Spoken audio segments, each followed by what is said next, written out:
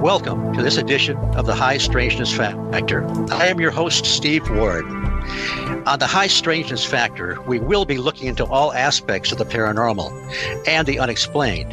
There will, however, be a special emphasis on those areas some call portals, vortexes.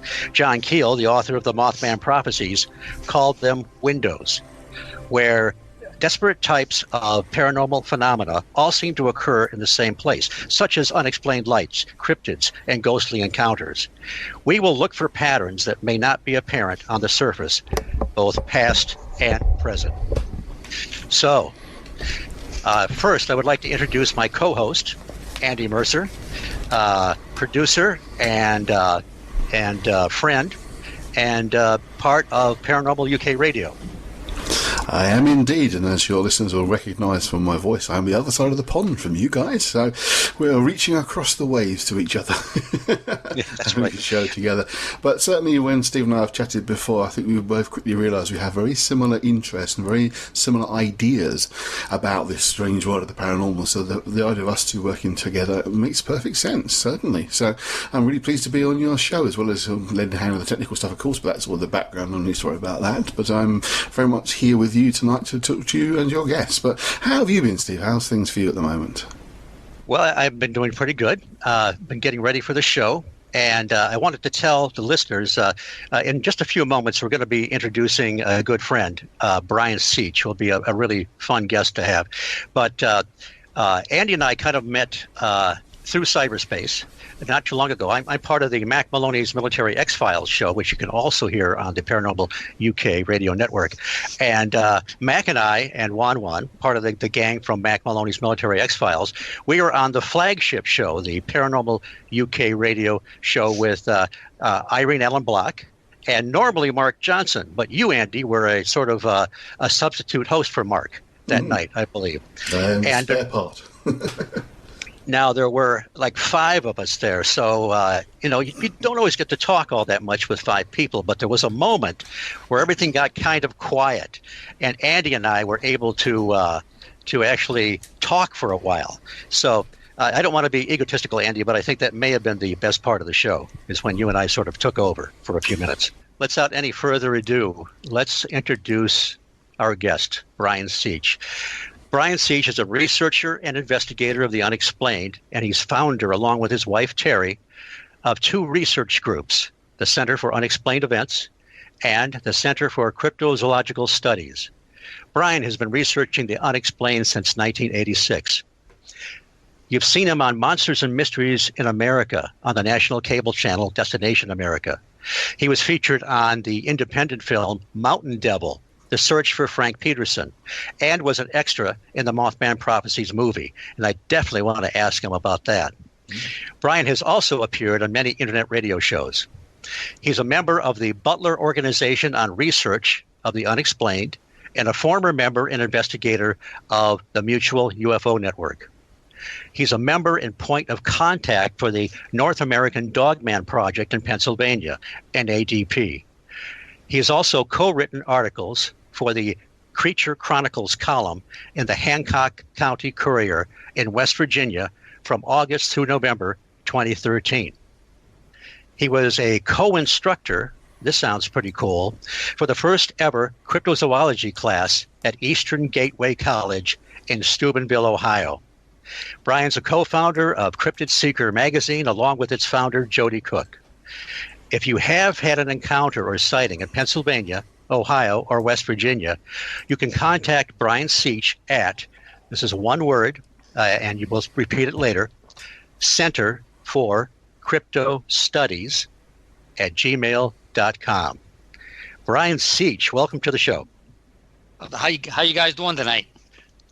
I'm good, doing good. Yeah, pretty good here too. Absolutely.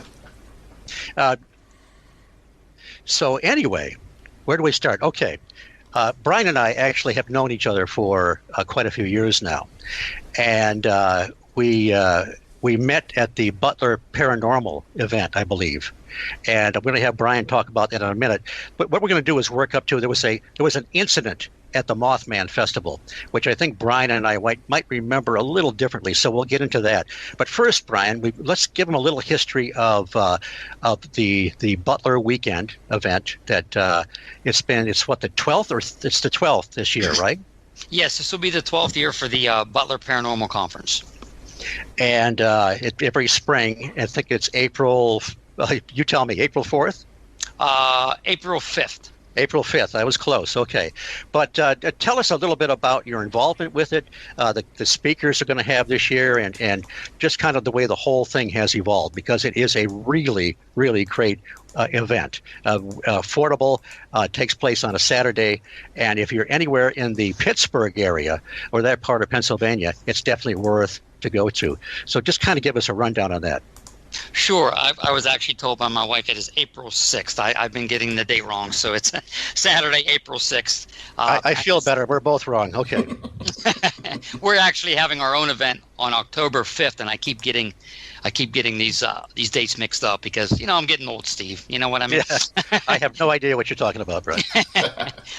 Well, basically, with the Butler Conference, we met a gentleman named Dan Hagman. I'm guessing probably about 13 or 14 years ago.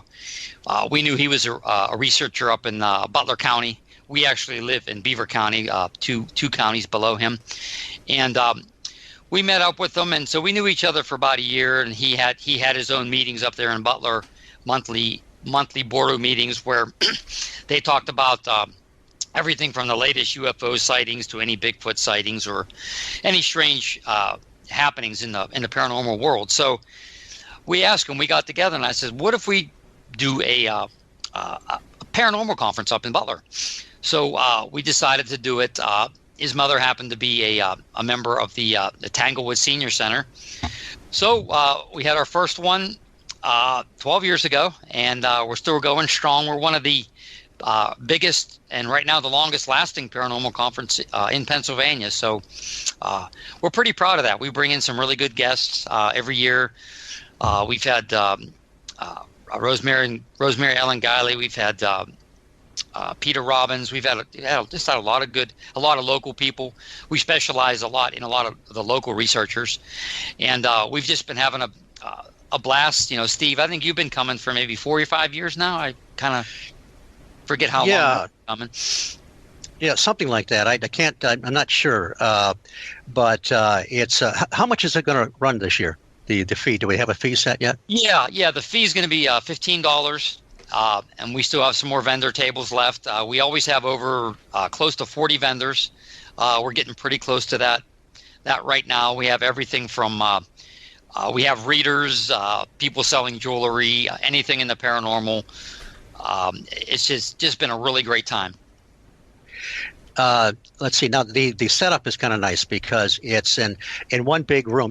Butler's a suburb of Pittsburgh, right? For those that don't know the area. Butler's about an hour from Pittsburgh. Okay, so it's a little not quite a suburb then. Mm-hmm. But and there's a lot of accommodations if people want to stay there in that area, places to eat and so forth. It just takes place on the Saturday, though, just the one day. Yeah. $15 is really affordable. And I was always impressed with how well it was running. It's nice the way it's set up. It's all in one big room. You've got your vendors in kind of a U shape around where the speakers are. And so everybody's included. Now, there is an overflow room because you do get an awful lot of vendors. And I think you've been drawing in over 300 people. Is that right? Last year was our biggest event. We had, I think, over 235 paid, I believe. And but with the vendors and the helpers and stuff, we always have almost close to 300 people in the building. So okay. We're pretty proud of that. Well, it's a really good event. And tell us about, you've got another one, a more localized one coming up in October, you said? Yeah, that'll be our first annual. We live in Beaver County, Pennsylvania, and we're going to call it the Beaver Valley Paracon, and that will be October 5th. There's the 5th in there. So, okay. And it'll be held at a haunted borough building in Rochester. So we're still getting a lot of the details ready, but we're pretty excited about it. And what are some of the upcoming speakers for this year at Butler? We have the one and only John Tenney. He's a good friend of yours, and you know a lot more about John than I do because you're a good friend of his. He's got the, you go to weirdlectures.com, I believe it is. You've seen him on Ghost Stalkers. He was just on an episode of Kindred Spirits and stole the show. Yeah, he's really a great guy and a phenomenal speaker. And like the three of us here, he's very much sort of retro, sort of an old school guy. He likes to make connections from the past to the present to the paranormal. But yes, and who else is coming? And then also we have the one and only Jeff Walmsley from Mothman fame, who also you're a very good friend of Jeff's, and I've known Jeff for years. Also, I actually first met Jeff. He was actually at another Beaver County conference, probably in 07, or that's how long ago it was, 06, and I first met Jeff there. No, wasn't that? Earlier? Jeff Walmsley? Oh, sorry I think it was in 04 is when we first met Jeff, and he came up to speak at the Beaver County conference, which we helped out. We did not sponsor that at the time, and he's going to be speaking on Mothman. We're really excited to have him up here, and also our good friend who also is Amy Perry Lang. She's going to be talking about her research in the paranormal field, and then we also have a gentleman, Trent Haggard. And he's going to be talking about the Aurora, Texas UFO crash. And we have one other gentleman pending, and we should probably be confirming him in about a week. So we always have 5 speakers. I was privileged to speak there last year, and it was a really good time. Just a little bit more on Jeff Walmsley. Jeff Walmsley co-founded with Carolyn Harris the Mothman Festival, which takes place every third weekend in September. And he's also the curator of the Mothman Museum. He does Brian, you and your wife Terry have been there, and it's just it's an amazing event. I mean, it's so well done. Jeff's a great guy, very knowledgeable. Jeff was 6 years old when the bridge collapsed, and I think he told me that he remembers he could hear the crash when he was just a little kid. He was also Linda Scarberry was one of the original witnesses to the Mothman, and he was her paper boy. So Jeff has grown up, in the midst of the Ohio Valley with all this stuff. And in later years, he became really fascinated, wrote a couple of books on it. So anyway, he will make a great speaker at Butler also. Yeah, we're very excited to have Jeff. So I wanted to have a little fun here and talk about, now I had met Brian and Terry and a few of the Butler people back in, whenever it was, several years ago. Mm-hmm. And you guys were mostly known as Bigfooters, right? Cryptid researchers, but if someone were to put a label on you, you were kind of Bigfoot guys. Well, I want to tell now, Andy, you can jump in here anytime you want. I know we're kind of hogging the conversation here, but fine, keep going. Okay, I've been involved with the Mothman Festival as an attendee, and then really part of it since '06, and I do one of the tours in the TNT area. Now, the TNT area is north of Point Pleasant, West Virginia, and that's the place where they first saw the Mothman. Very creepy area. It's kind of like a fun Halloween hayride, and there's a guaranteed flyover of the Mothman. Okay, well, you and the gang were there one night, and it just happened that you were lining up for my hayride, and I spotted you guys, and I thought, oh, Bigfooters, I'm going to have some fun. Now, Brian might remember this a little different, but once I got these guys on board, I didn't start with my normal tour.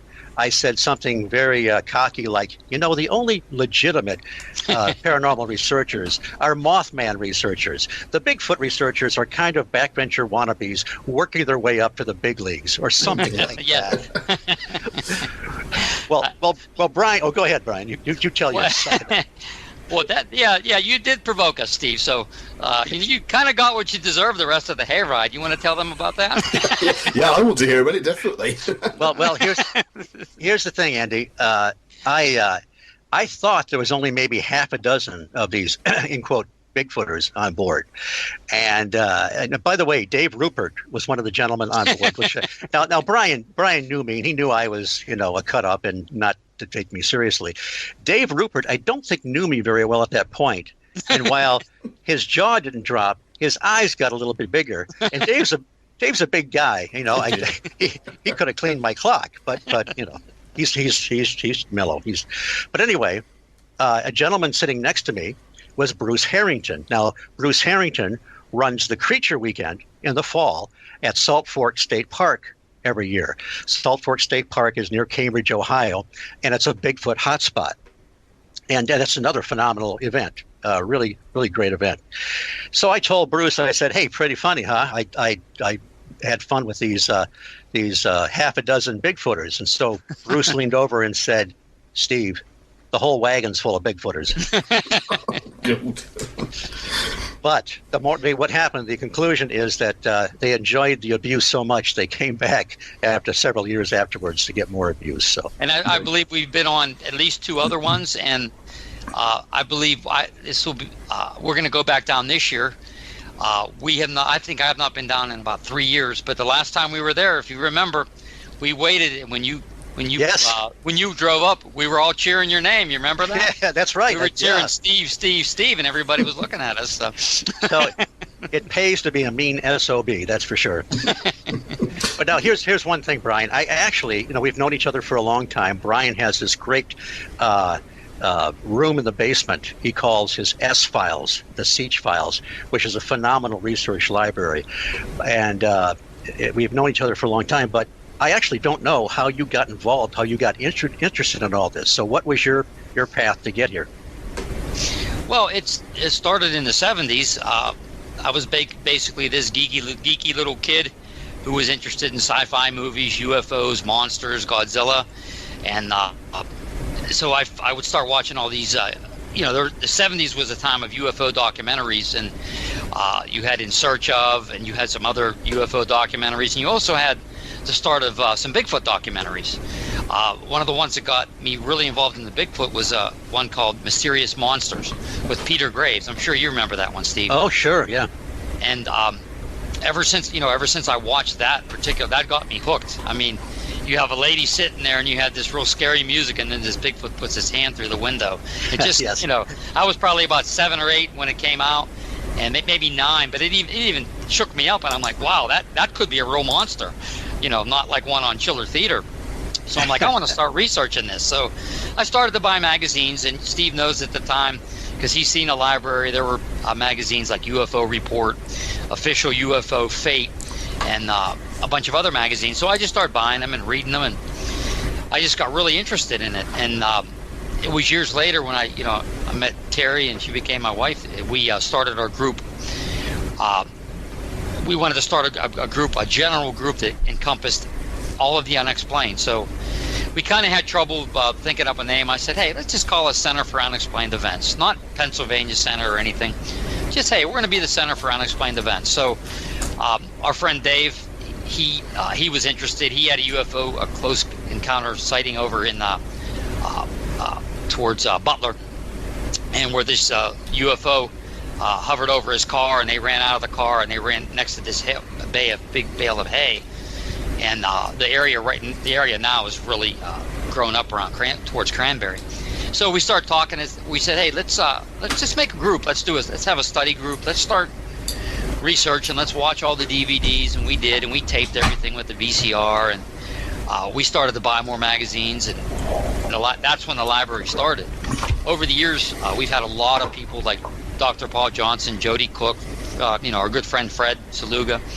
They've all donated to this library, and it's just got Rick Fisher, a good friend Rick Fisher, a longtime researcher from Pennsylvania, that just donated at right before last year's conference. He came and donated, I think, 5 or 6 huge books of just newspaper clippings, because we collect a lot of newspaper clippings. We're also an archive group. We call Q and our other group, Center for Cryptozoological Studies, which we formed that in 2012. We call ourselves archivers, researchers, and investigators. We kind of run the whole gamut. So this is kind of what we do today. We kind of research, anything we can. We get reports. We'll go on either a Bigfoot report or one of these winged entity reports that we get. We research the dogman phenomena. So we kind of, we were both in MUFON as investigators. Terry was the state section director for about 3 years. So, and we also do a lot of paranormal research also. So we kind of run the gamut of pretty much everything. So your general, how has your view changed over the years? I mean, you start out with, I think Andy and I probably started out with a certain viewpoint, and over the decades it has evolved a bit. Are there any major changes in your sort of general worldview of the paranormal and the unexplained? Anything major happen? Well, as far as your viewpoint? I think when you first start out, hey, Bigfoot is a unknown hominid, or it's possibly could be an unknown ape or something like to that effect. UFOs have to be from outer space. A ghost has to be the spirit of a dead person. Well, I think as you go on, you find out with a lot of these phenomena that there may not just be one answer. There's probably multiple answers for Absolutely. all of these phenomena. And I think that's the main thing that I've learned is, Andy, for you over in the UK, Nessie, that's a plesiosaur. There's no doubt it's a plesiosaur. Yes. As time goes on, you're like, well, I think that there is something in that lake. I really do. Same with Lake Champlain. I just watched a good documentary on Champ yesterday. I believe that that there's something in that lake. I don't precisely know what it is. Being I love dinosaurs and things like that, I would hope and wish that it would be a plesiosaur. But you kind of maybe you kind of think, well, maybe it's a big eel, maybe it's a big snake. But I do believe that there's something. I believe that there's something to all of these cryptid sightings. Yes, I would agree with you there, definitely. We often have the problem, almost as you're saying, that we label these things certain ways and they have to conform to certain ideas and preconceived notions of what they're supposed to be. And often I think people then forget that maybe it's not quite what you think it is and are not open to alternative suggestions. I've met ufologists who will tell you point blank absolutely all UFOs are nuts and bolts spaceships from other planets. They will not even shift it slightly on the notion that maybe they're not, if they behave in ways that are just not physically possible for any object to do. But they will still say, absolutely, no, it's this, it's that, definitely. Others who might be interested in ghosts only will say, well, why do you care about UFOs? What's that going to do with anything? We're into ghosts and the dead and spirits and that sort of thing. And, well, again, how do you know there's not a crossover? So, yeah, I mean, there is always something to all these stories. Whether it's definitely what people believe it to be or not is a matter of debate, certainly. Yeah, I agree with you. There's, ask Steve. I think Steve, you've been over here, I think twice in the last year, just looking through the files. And me and Steve are looking through the files. It's almost like, a young kid today with video games. We were just excited. Hey, Steve, look at this, and here, copy this for me. And Terry runs up and copying the article for me, or giving it to Steve, or here, take this magazine, Steve. And that's we like to call ourselves old schoolers, right, Steve? That's right. We would occasionally lapse into geek comas. And Terry would have to come by and splash the water on us to revive us. But Brian does have some very, people, a lot of times people nowadays think they're going to be able to find everything on the internet. Well, man, there is so much of this stuff. And I have a library that rivals in some ways Brian's, and maybe even surpasses in other ways. But if we could ever put ours together, it would be awesome. Oh yeah, there's a lot of stuff there. But there's so much stuff that we've collected over the decades, obscure stuff that you'll never find on the internet. What are some of the you've got some real specialty things there, like obscure newsletters and that kind of thing that researchers would love to get their hands on. Yeah, that's you've seen all the books in the magazines. Some of the older magazines, they're very hard to get. Yes. And especially like the old newsletters. Everything now is is electronic pretty much. There's very few actual newsletters out there. One of them is the Bigfoot Times, which I get from Daniel Perez. I think it's a good publication, but there's just not a lot out there today. And if you can ever get a hold of some of these old UFO publications, get them. To me, they're priceless. I mean, yeah, looking back at them, a lot of the information is probably, a lot of it's not true, or maybe some of it's hoaxed, or but there's just a lot of the researcher coming out today doesn't know about all this stuff, and it's fun. We've been blessed to have a lot of people donate to the library, and it's not all what we've done. It's been a big collaboration of all of our friends, like even the Dave Rupert and them. They'll say, "Hey, we just got this newspaper article that we're in," and I'm like, "Please copy it or buy me a copy and send it to me so I can archive it." And the dream is down the road is to hopefully scan a good chunk of this and just get it out to all the researchers. We have some scanned now, and we've given. I think, Steve, I think you have a couple of the CDs that we have given you. It's just a bunch of newspaper articles, whether it be about Bigfoot, ghosts, the paranormal. We just send out a couple of things to a couple of researchers on Saturday, and they just got them, and they're real excited about it. And I'm like, that's the way I think this field should be more cooperation, because let's face it, the general public thinks we're all nuts anyway. So all of us nuts might as well be on the same tree, right? It's quite seriously. I agree. That's actually a bit of a problem. It tends to be a lot of rivalry, particularly in the sort of the more ghostly paranormal investigation teams, about who's got what evidence for this or that.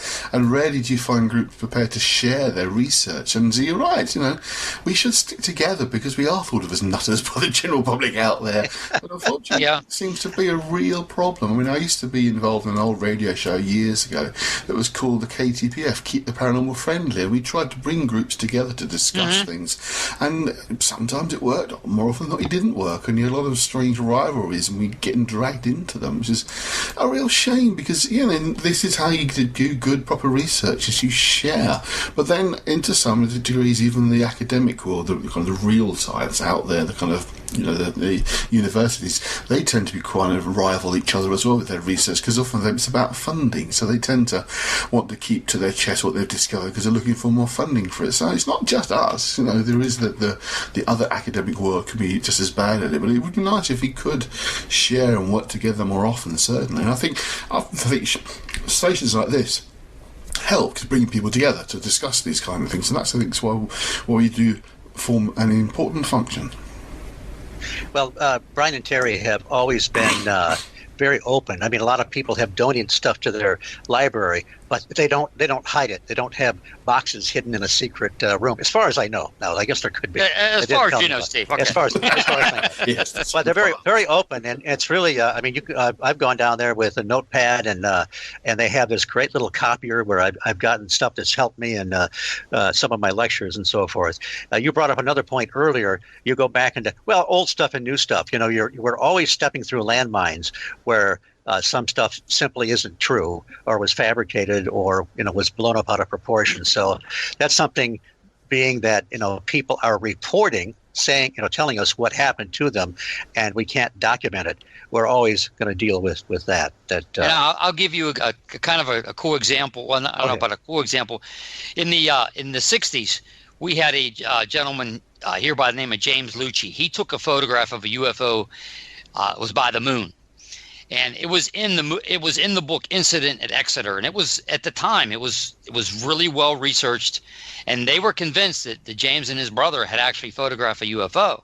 Well, years later, in the late 90s, it came out that it was a hoax photo. It was sort of like they were holding a pie plate upside down, and then it had a light, and it looked kind of convincing. And it was later proved that the James Lucci was that the photograph, which is figured very prominently, even in some books from the 60s and the 70s, that it ended up being not true. So you are going to find that in some of these older UFO cases now. A lot of them are starting to be ripped apart, or, some of them weren't true, or some of them were maybe slightly exaggerated, but not completely false. And you are finding that more and more. I don't think that should still dull the UFO phenomena, because people are seeing something. They're seeing something in the sky. Well, some people are credulous, and but most of the people that we deal with are not. We're true, skeptics in the true sense of the word, not a cynic, and not somebody that just believes everything that comes down the pike. I wanted to ask you, Brian, you were on Monsters and Mysteries how many times? Featured? I was on 3 times. One, I talked a lot more. That was on the Devil Monkey. And the other 2, one was the Michigan Dog Man, very briefly, and another one was on the Shenango Dog Boy, very briefly. So kind of like 1, but I guess technically 3. The other 2 were on like so quick, if you blink, you'd have missed me. Yeah, well, still, it's kind of nice. But now the Shenango Dog Boy, is that more of a local cryptid in your general area there in Pennsylvania? Yeah, this phenomena keeps actually getting better for us because we got a new lead. On something which I'm going to be contacting this guy tonight. I just actually got the lead yesterday. It kind of starts out with there's actually several things in play here. We were actually up at a local conference several years ago, and we had heard through Linda Godfrey's book, Hunting the American Werewolf, that there was a creature in Shenango in Mercer County that they called the Shenango Valley Werewolf. Now, my wife and I actually lived in Mercer County for 3 years, and we never heard about it. So we had a little thing. Hey, have you seen this creature? So a lady came up to us. Yes, I saw this creature. They called it the Dog Boy. So she drew a drawing up of it, and we ended up interviewing her and her sister, and that basis of that was on the Monsters and Mysteries in America of the Shenango Dog Boy. Now, they kind of took liberties, and it's not exactly the way they said. I thought they didn't portray it the way it should have been portrayed. But through a little research, they made it sound like it was a werewolf boy. Like, maybe a small werewolf. But we kind of come to the conclusion that we believe that it was a boy who had hypertrichosis, which is commonly called the werewolf syndrome, and he also had hands that were deformed that almost looked like hoofs, and he had red eyes, like eyes that were red and droopy. So it gets kind of better because we went up to Erie, Lake Erie. There was a MUFON conference up there, and I had that drawing out, and some guy walked by and he says, "That's the Erie Wolf. That's the Erie Wolf Boy." I'm like, well, this was taken in Shenango. He says, I'm telling you, that's the Erie Wolf Boy. This boy, he lived on Peach Street, which is a street up in Erie. So I went to one of the sites up there, Facebook site, and I said, hey, does anybody have any information on the Erie Wolf Boy? So I got all of these people. I must have had about 15 or 20 people talking about it. Oh, yeah, that's the Erie Wolf Boy. And they says, he lived downstairs in the basement, which was interesting. They had a red light on. Now, why would you have a red light on? We believe there was something wrong with this boy's eyes, which maybe it was kind of like a pink eye-ish. So we think he was allergic to sunlight, or there was something that he couldn't stand the sunlight also, and he had to have a red light down there. I mean, so we kind of think, well, this child may have lived in Mercer and then moved up to Erie in the early 70s and then finished out his life. And we even have a name, which we're not going to reveal because, I don't think that's proper to reveal the name. And we think this is what the legend of the Shenango Dog Boy is. But now it actually gets even better. That we also were told that there was a sighting of a large creature up there, about a 7-foot tall creature that looked like your typical werewolf in the movies. And they were calling this the Shenango Dog Man. This happened later in the 70s and into the 80s. So if when we talk to this eyewitness about this new piece of news, it can go in another direction. We think there's about 3 or 4 things that all go together to make this huge phenomenon that they call the Shenango Valley Werewolf. So it's pretty interesting. I will post some of this, Steve, once I talk to the eyewitness. So we're excited about it. Well, that's pretty cool. But there does seem to be a shall we call it a legitimate unknown? Ever since Linda Godfrey published maybe 20 years ago now, The Beast of Bray Road, and started talking about these upright canids that people have been seeing, people have started to come forward all over the place and started talking about these things. Yeah, they saw them 20 years ago or 30 years ago. It's almost like it was almost, as weird as it was almost okay to talk about a Bigfoot report. But man, if you saw a dog running around in its hind legs and you couldn't process that, people seem to keep their mouths shut. But more and more, they seem to be coming to the forefront.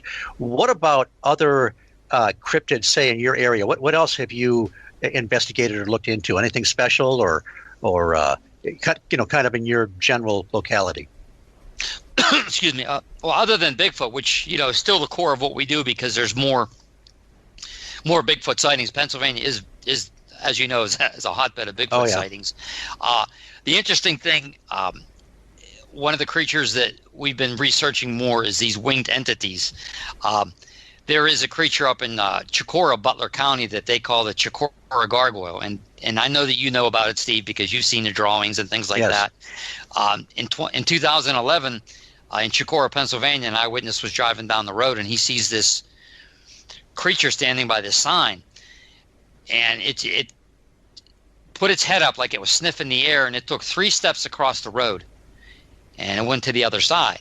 A gentleman by the name of Dan Hagman, he's the one who sponsors the Butler Conference. He's received about, I think, 13 or 14 reports from 2011 to just, I think, last year he got a sighting of something on a bridge.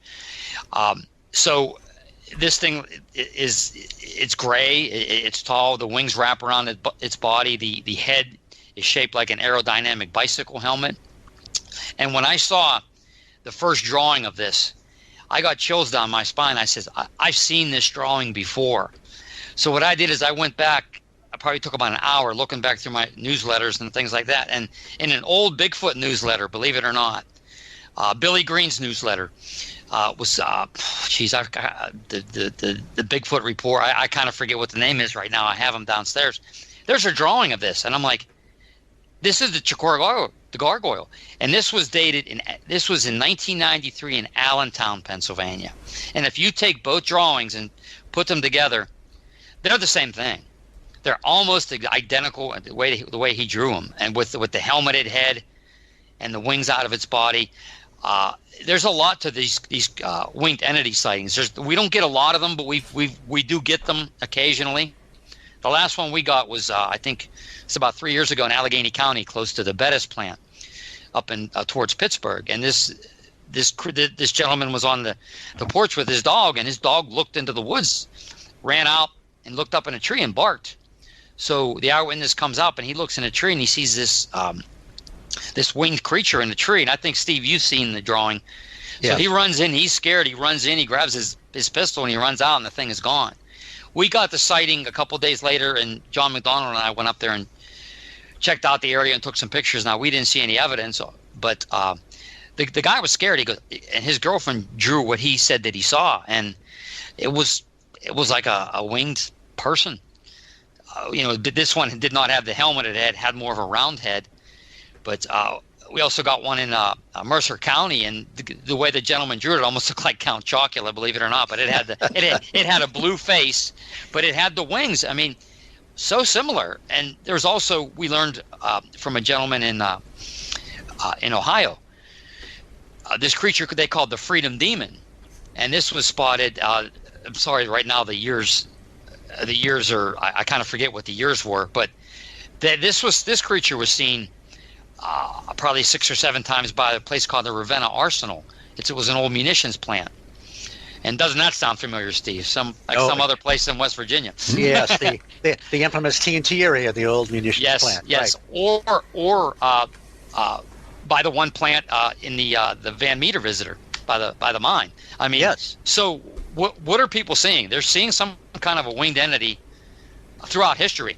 So you can go back to the Houston Batman and some other things like that. And so a winged entity, I mean, what are they seeing? I do believe these people are seeing something, but we don't know. And Steve, I just shared one that came out of West Virginia about a winged entity. I shared it on Facebook, so check your Facebook. I just got that before I talked to you. So, sounds good. Hey, we're going to get back to some of the other stuff you've done, but I've got to ask you about the Mothman Prophecies film. We've got plenty of time left, but I don't want time to run out and forget about it. Now, of course, the film based on John Keel's book, The Mothman Prophecies, which listeners to the High Strangeness Factor are going to hear me talking about Keel and his research and the incidents that happened in the Ohio Valley in 66 and 67 quite a bit. Now, the incidents took place in West Virginia, but where did they actually film it? They filmed some up in Pittsburgh, and they also filmed the majority of it up in Katanning, which is I'm guessing maybe 45 minutes from Pittsburgh in Armstrong County. I found out that they were shooting because I had 2 scrapbooks, and I collected all of the newspaper articles about the Mothman movie, the Prophecy movie with Richard Gere and Laura Linney. I was like, hey, I said, I want to be in this movie. So I went online. The local casting company was Nancy Mosser Company. So you had to fill out a form and then put your picture and send it in. Terry and I both did it, actually. And she could have went, and I know she's listening in the other room. She could have went, but it was a night scene. And up in Katanning, so she didn't want to go herself, so she didn't go. But she could have been in it too. So, but I filmed the day that I filmed. We filmed out in the up in Oakland, Pittsburgh Cathedral of Learning. The one part, if you see John Keel, and the other, it's not John Keel. You see Richard Gere and the other gentleman who's John Leake, which is Keel spelled backwards. They're walking up the steps to the library. I'm the gentleman on the left-hand side carrying the briefcase. So I actually took a screenshot the other day just to prove it. I'm like, there I am. You can't see my face. It's my body because I'm kind of far, but I'm like, there's me. So I always say, hey, I was in the Mothman. They paid you. You didn't get paid much, but you got to eat, and I got to see. I was real close to Richard Gere when it was a really cold, blustery day, and me and the gentleman who did the walk towards the screen, the trailer was sitting right there. And he was sitting in there, so I'm peeking in the window, and he was sitting there, and the lady was blow drying his hair, and I'm looking in there, and I'm like, man, what a life, huh? It was really cool, and I just enjoyed it. And it's something I could say I did, you know what I mean? It was fun, you know. Well, that was very cool. The guy that played Doc. Oh, go ahead, Andy. No, I was just saying very quickly, I mentioned to Steve in the week, actually, I'm off to see a one-woman play on Friday evening with my wife. She's very much into those sort of things. I don't mind, it's usually quite fun. And when I checked, it stars Laura Linney. So I'm going to be seeing her that's cool. on stage. Yes. Yeah, it was cool. And they don't want you to talk to the actors because they stressed that. They said when we all sat in a room, before they picked everybody out, and they said, you do not talk to the actors. This is their job. If they approach you and talk to you, then you can talk to them. They're very strict. It's not you're not allowed to bring cameras. I'm like, man, I wanted to bring a camera and take a picture. You're not allowed to take pictures. But you know what? It was a great experience. Anybody ever gets a chance to be an extra, do it. It's fun. It's really fun. If I get a chance to speak to her, I shall mention about the fact we talked about it a lot this evening. Cool. I've grown to like the film, and my first reaction was kind of negative because I didn't feel it captured the essence of the book. But I've changed my opinion since then. I think that they did capture some elements. John Keel was very pleased with the film. He thought that they captured the essence of his book, and he said it really captured the feeling of paranoia that he experienced. The gentleman you were talking about that played Dr. Leek, Keel spelled backwards, is Alan Bates, who of course is no longer with us, and he's a great actor. I remember him from a foreign film with subtitles called the. Oh, come on! It's a great film called King of Hearts. Yes, it's got subtitles, but he's a young man playing a World War I soldier, and it's a great film. But it's interesting to see an actor, progress over all those years. So what you're telling me, Brian, is you were not vying for Laura Linney's attention with Richard Gere as the love interest in the film. Yeah, Laura Linney was nowhere near to be found when I was. But see, I thought maybe you and Richard Gere would be vying for her attentions, maybe fighting on the bridge at the end or something like that. But I guess so. How many seconds do we see you actually in the film? Oh, maybe only 2 or 3. Not even. I mean, it's like what was funny is that was one of the few films that I remember seeing with my mom, and it was like a big premiere. We went to see it at night, the first night at night, and I'm like, when I seen them walking up the steps, I said, "There I couldn't even say am," and I was off the screen. It was funny. It was really funny, but interesting. Just going back real quick to that, when I told you I collected all the articles, the director was Mark Pellington, and what made me a little angry is he says, "I don't want to make a monster film or a creature film," and I'm like, "Well, you didn't really even show the creature. You kind of it kind of morphed into the Indrid cold." At the plant, and right. If you really like kind of want to see the creature when what's her name is driving with Richard Gere, slow it down like frame by frame, and you can actually see. Is the only time you really kind of see what the creature looks like. And I thought they kind of did a little disservice to the people who actually saw it. I think they should have harped on that a little bit more than the total paranoid. I tell you what they should do. Sci-Fi should pick up a miniseries and do it based on the book, and it will be one of their highest rated. That is a good idea. There's a lot of stuff that happened. Like, you guys know, everything from the Men in Black to the lights in the sky. And there was one part, I have the extended cut with the deleted scenes, and one of the scenes where they were walking up the hill to see. They said, "Oh, there's people been seeing UFO sightings," and they cut that part out. I think they should have left that part in there. And the Men in Black too, yeah, That's right. That was a key part, because that's where John Keel was talking about how these things seem to phase in and out of the spectrum, changing the color of the light. And they just, there were certain. It is important to watch the extras, because you can see that they were trying to get a little more in there. But you just determined. Brian, that we are both geeks, because I did exactly that same thing to slow down that piece of the film to see what the Mothman looked like.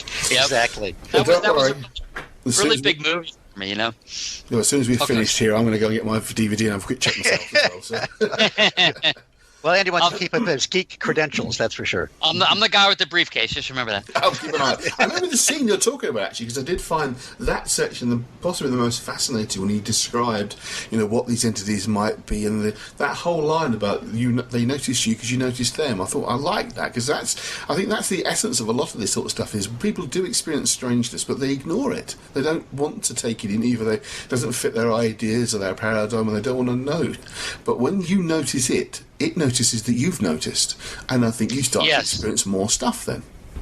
Yes, there was some really good stuff in there. My disappointment briefly was that they didn't get more into the mysterious Men in Black thing. But I know why they didn't, because prior to that we had the silly Men in Black films based on the silly graphic novel, which is based loosely on the actual, call it modern day folklore, call it the real experiences, whatever. So I think they felt that it would look silly if they, would be just, they'd be thinking about Will Smith and Tommy Lee Jones. Yes, right. So I actually love the Men in Black movies. I'm sorry. Well, you have to keep it separate from. Definitely. I will still go to your library, Brian. That's all right. No problem. Okay, now we can't get you to leave, Steve. Did you tell Andy that? Well, boy, it's getting late, Steve, and he's still not. I'm sort of one more file to check. Yes, the thing that wouldn't leave. I mean, they feed me pizza and beverages, and I'm down in the basement. And they've got this great library. Why would I go home? And our cat Sally loves him. I mean, just loves him. Yes. I wanted to. You've done a lot of stuff, Brian. I mean, you really got the credentials. You're an investigator. You've got boots on the ground.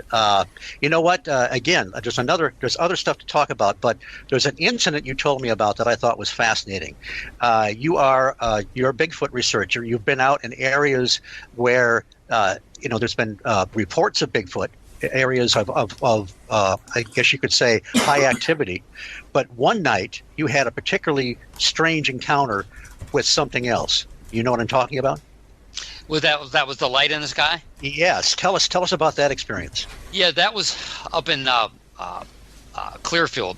We were up in an area which had a lot of Bigfoot sightings, and there was about 4. Well, originally there were 6 of us. Terry and Carrie Rupert had left, me, Dave Rupert, and Dave Rupert, Amy, and another individual. And we looked up. We were on a power line, like on a power line, the clear cut, and we looked up and we saw this light. and I believe we started seeing it. It was like 11:20 at night because we checked our watches, and this light it went from one place and it disappeared and went to another place. It fluttered. It did a leaf. It did an angle. We watched this thing for about almost till like 12 o'clock, and we actually called Terry and Carrie, and they live what, probably about 40 minutes from. We asked if they could see it, but they couldn't see it from where we were. But I mean, we saw this light do amazing things. I have never seen, and what it disappeared, and then it appeared real briefly again, like almost at a right angle, and then it disappeared. And we were there for another probably 45 minutes, and we saw nothing. Now, was that in conjunction, have anything to do with Bigfoot? I can't say, but I know that Pennsylvania's had a history of Bigfoot sightings in conjunction with UFO sightings. So, and also one of the new phenomena that people are really starting to talk about now is people are seeing these orbs of light, balls of light, and then they're seeing a Bigfoot, or vice versa. The Bigfoot will leave and then they'll see a ball of light. Or if you're even out in an area that's had Bigfoot activity, they're starting to see balls of light going through the woods, shooting up in the air. We did see one at that particular location.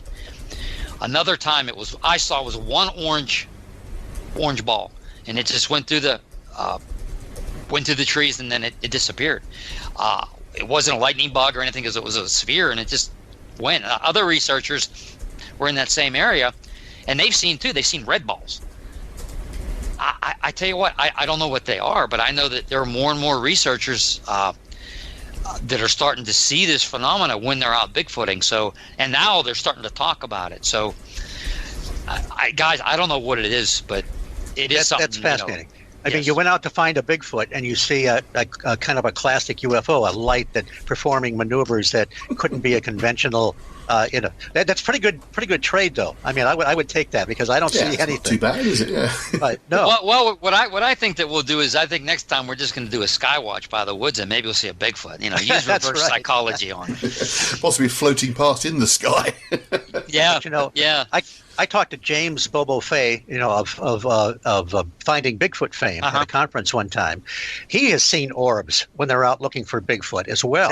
See, so, yeah. And he's actually, I've had he's actually fascinated by the Mothman as well. He has had some paranormal experiences that he's more open than the other guys to the possibility that there's something going on. And of course, when you talk about Bigfoot in Pennsylvania, the researcher Stan Gordon back in 73, 74, I mean, that was crazy. Mm-hmm. But now let's see, we're starting to run out of time. We still have some time, but I wanted to ask you about, I mean, how cool was it to be teaching a college course on cryptids? Yeah, that was a blast. That came about because of my good friend Fred Saluga. We taught 2 separate years. The dates I think were 2013 and 2015, I think, or 2015 and 16. It was a non-credit course, okay, and it was the first one ever done at Eastern Gateway Community College in Ohio, and it was fun. We had a course syllabus. We talked about what is cryptozoology, famous cryptozoologist, and then we went straight into the different kind of cryptids. We would do one on Bigfoot, one on lake monsters, one on winged entities, and just it was really fun. It was at the time we were just using we didn't have the projector then, so we were just using the overheads, and it worked though. We got through it. Now we've moved up to the projector now. So, but it was really eye opening. It taught me to see, to learn how to try to teach people about a subject that I love, and maybe down the road, maybe we'll do another one, maybe here in Pennsylvania. But it was fun. It's something that you can say you did. Hey, I've got, again, I was a non-credit, but it was just fun to do. Something you can say, hey, I did it. Did you get a lot of people telling you about their experiences? We got some. I believe there was 18 to 20 in each class. So it wasn't like, you got 50 or 60 people, because they were smaller classrooms. But the people seemed to really enjoy it, and they even had a little quiz at the end and things like that. So, But cryptozoology is a very exciting field. It is.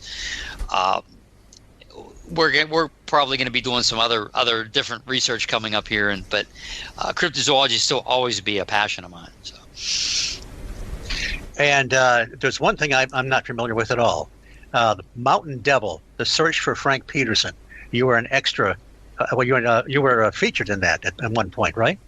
Yeah. It was a movie that Ryan Cavaline made, Legend Hunters. Ryan Cavaline, Dave and Carrie Rupert. There's a bunch of researchers in it. Fred Saluga was in it also. I had a couple parts that I got to talk about Bigfoot, and it was based around this Frank Peterson who goes missing, and the Bigfoot comes to the guy's house. It was a really cool movie. If anyone gets a chance to see it, it used to be on Netflix. I don't know if it still is, but it's called Mountain Devil: Search for Frank Peterson. So I think whoever watches it will enjoy it. It's pretty good. Just briefly, who's Frank Peterson? It was just a made up name of a gentleman who, it was based around a story where the guy sees a Bigfoot, but then he goes missing. Oh, right. So you're left. Oh. So it's a pretty cool story. Interestingly, there's a movie coming out. I'm gonna guess it's next year. It's called Flatwoods, and it's based very loosely, but it's more a movie. But there's real researchers in it, and Fred and I got to film downstairs, and we'll be in that one coming up.